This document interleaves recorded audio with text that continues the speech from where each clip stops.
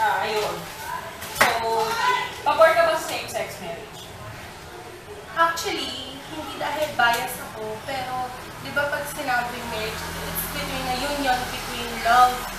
So, wala yun sa gender. Kung love mo isang tao, may right ka para pakasalan siya. So, anong masasabi mo dun sa sinabi ni Pacquiao tungkol dun sa same-sex marriage?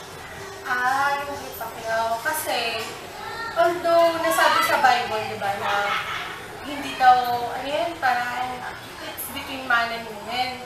Pero, maling-mali yung sinabi niya na i-compare tayo sa animals. I mean, kami, yung mga LGBT community. Kasi, first of all, yung mga humans, malaking difference may sa animals. Mas higher yung capacity ng brain natin. Tapos, mas alam natin kung ano yung love talaga. Kasi diba yung animals, bakit? Tsaka, ito pa, yung animals, compare tayo na sila daw, alam nila, di ba? Pero bakit may ibang, biologically speaking, bakit may ibang mga animals na pumapatos sa parehas nilang gender, like yung mga dolphins, like yung mga lions, etc.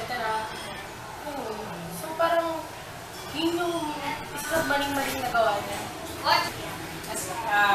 Anong masasabi mo na parang yung bumoto gusto nang pag-usapin ng tungkol?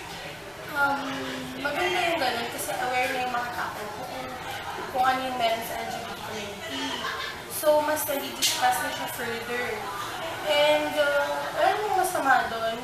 Kaso, yun nga lang, parang pag na-open siya, mas lalong dumadami yung mga nangingialam, nagmamarunong, na hindi naman nila alam